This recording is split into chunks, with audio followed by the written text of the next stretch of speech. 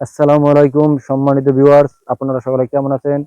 আশা করি ভালো আছেন। দেখুন, টাটকা রৌদ্রের ভিতর আমি শরীয়তপুর গোসাইরহাটে আছি।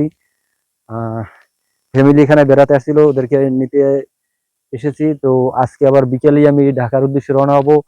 তো চিন্তা করলাম সেই ফাঁকে যেহেতু আমি গ্রামে এসেছি, গ্রামের ফিল পেলাম, আপনাদেরকেও একটু গ্রামের ফিল দেওয়ার চেষ্টা করি। বন্ধুরা দেখুন কতটা সৌন্দর্যমণ্ডিত হতে পারে একটি গ্রাম। সবুজ, সবুজ আর সবুজ।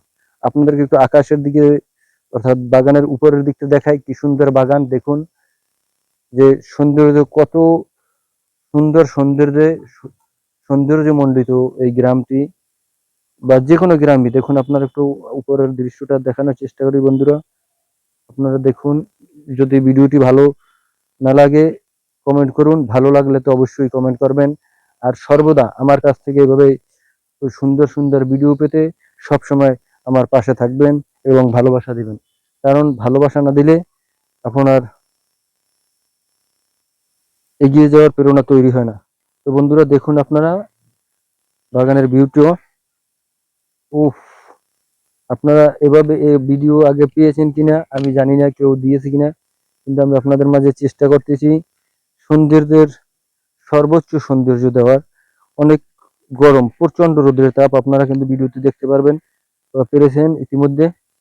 দেখুন আমি কিন্তু চেষ্টা করতেছি বন্ধুরা আপনাদেরকে ভালো ভালো সৌন্দর্য দিতে। এ কিন্তু উপরের দৃষ্টি, উপরের অবস্থা।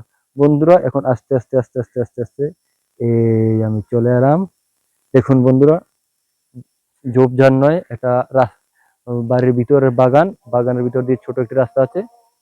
তো দেখুন কতটা সৌন্দর্যমণ্ডিত বন্ধুরা। বাগানের ভিতর দু চারটা ছাগল দেখা গেছে যারা। আর বাইরের দিকটা দেখুন কতটা রৌদ্র তাপ, আপনারা এই রৌদ্রের দিক তাকালে বুঝতে পারবেন। এই রৌদ্রের মাঝে আমার শরীর, নাক মুখ কিন্তু ঘেমে গিয়েছে দেখতেছেন। সবুজ আর সবুজ, এটা বেল গাছ। এদিকে বন্ধুরা জুম্মার নামাজের আজান। তো এই বেলা এই পর্যন্তই, বিকেলে আবার আমি ঢাকা চলে যাব। তো সেক্ষেত্রে আপনাদের একটু গ্রামের ফিল দেখানোর চেষ্টা করলাম বন্ধুরা। কেমন কি হয়েছে আমি জানি না। তো সবসময় আমার ভিডিও দেখবেন এবং সবসময় পাশে থাকবেন আপনারা আমার।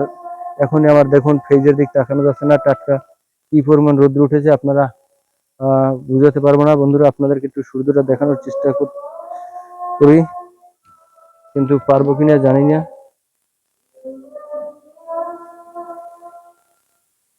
হয়েছে কিনা আমি বলতে পারবো না, আপনারা দেখবেন প্রচন্ড রোদ্রের তাপ। তো সুস্থ থাকুন, ভালো থাকুন এবং প্রতিনিয়ত আমার পাশে থাকুন।